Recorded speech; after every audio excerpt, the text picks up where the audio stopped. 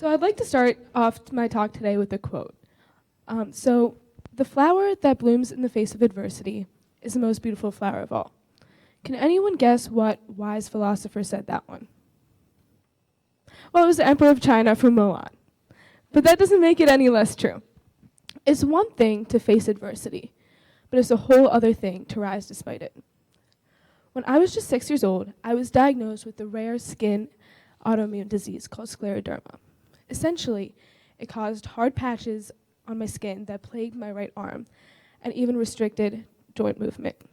I wasn't able to do the simplest of things, like write, sometimes even drive or hold a cup of coffee, which is a horrible ability to lose. Although it's a scary word, it's also a scary disease. It caused me to visit countless doctors, get countless wrong diagnoses, and countless treatments that didn't work. I was diagnosed with everything from arthritis to eczema and taking pills from every color of the rainbow with words or whose names I still can't even pronounce. But if Scripps needs some new spelling bee words, I got them. So it was because of my treatment, I was able to do the things that many other kids my age could. Like in elementary school, during gym class, I'd get so tired or I'd pass out. I wasn't able to learn to write in cursive like all my other friends. That one wasn't too bad because no one really uses cursive today. I mean, there were some pretty good things about it. Unlike any other kid in the 3rd grade, I was able to keep snacks and water on my desk. So that was pretty cool. Also, I got to leave class for 45 minutes every day for occupational therapy, where I just played Bop It in the corner of a room. But my challenges persisted, nevertheless, through middle school and then through high school. High school was difficult, and it is for all of us. Our course load got so heavy, unlike anything I'd experienced before. From hour-and-a-half-long periods of notes to 1,000-word essays that were handwritten, it was difficult. Although I got these accommodations to help me, I pitied myself because I didn't know anyone who had to go through anything like I did. I had no one to talk to, no one to look to for help, or no one even to relate to. Parents and adults would come up to me, look me in the eyes and say, "You are so brave." I would just stare at them blankly because I didn't know why I was brave. I didn't really do anything. I just did what my parents and my doctors had told me to. And honestly, before each treatment I had to get, I would either cry, hide from the doctor, or sprint out of the room. So I wasn't brave in any sense. Going into my sophomore year of high school, though, I had a moment of self-revelation. I realized that my self-pity was getting in the way of me being able to do so much more. It stopped me from growing. Maybe that's why I'm only 5 foot tall. But I realized that there was so much that I could have learned from this experience. And upon reflecting, I realized that there was so much that I learned. And many of the big parts of my life I attributed to growing up with scleroderma. So for many people that know me, they know that I'm obsessed with food. I love cooking, eating, baking, finding new restaurants, anything that has to do with food. So when I was 9 years old, I had to receive some intense treatment at home, which caused me to be very hungry. And by very hungry, I mean I ate more than my dad. So every time after I received this treatment, I would stumble into the kitchen and whip myself up a piping hot plate of mac and cheese, my favorite food and the only thing I knew how to make. So every day I did this, then every week, year, until I finally perfected it. I realized then that I started branching out. I started making more things, being more adventurous, looking for restaurants for things I wanted to eat. But then I realized that this wasn't something that I was just doing because I had to anymore, because I was hungry. I did it because I loved it. It was something I'm genuinely interested in. And now I can say that it is maybe one of the most important parts of my life. Another thing that I learned was to never settle.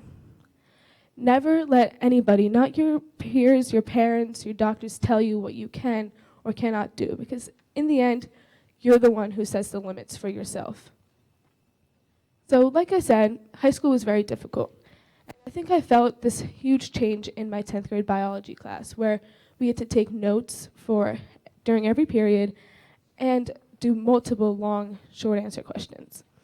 This was difficult for me, unlike some of my other classmates who didn't have to put in as much time or even experience as much pain as I did for these simple tasks.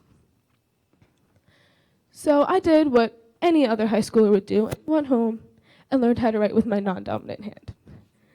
And honestly, it has been one of the most useful things I've learned in high school so far. Pretty unique fact, too. In addition, I think my disease has given me some of the most important things, some of my passions, like my passion for politics and policy.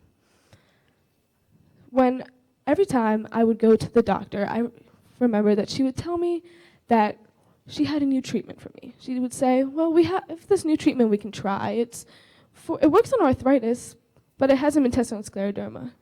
So as an unknowing child, I would just nod and do whatever my parents said to. But I always wondered, why wasn't there anything that targeted my disease specifically? Why was it always for arthritis or some other similar skin disease?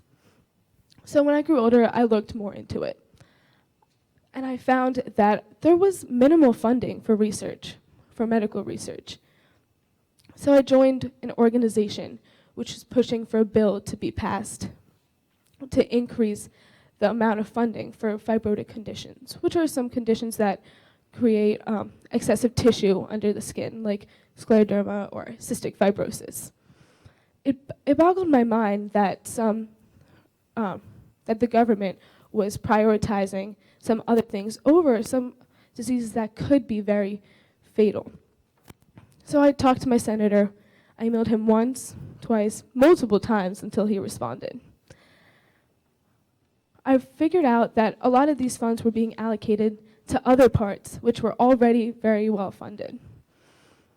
But then our conversation grew into more. We talked about everything from healthcare to creating new departments in the government, and even to citizens' legal rights. And I realized that I wasn't doing this anymore just for myself. I was doing it because I was so legitimately curious and interested. It was amazing to me that these simple words that were written on a piece of paper could have such an amazing impact on millions of people's lives every day. Most of all, and perhaps most important, I think I attribute, or my disease has given me, is what I want to do for the rest of my life, which is to study diseases and find treatments and cures for other conditions like mine. So people who have had to go through similar things that I've had to won't have to struggle to find treatments. So there's no doubt that this has been one of the hardest parts of my life. But I challenge you to take your mountain, your obstacle that you feel you cannot get over, and look at it from a new lens. Instead of seeing this thing as a hindrance, something that's so difficult that you might never be able to get over or cross, see it as something that you can learn and grow from. Because I guarantee you, there is something really important about it. So maybe the Emperor of China was right. The flower that blooms in the face of adversity is the most beautiful of all. Because the experiences I've gained from this are unlike anything else. Thank you.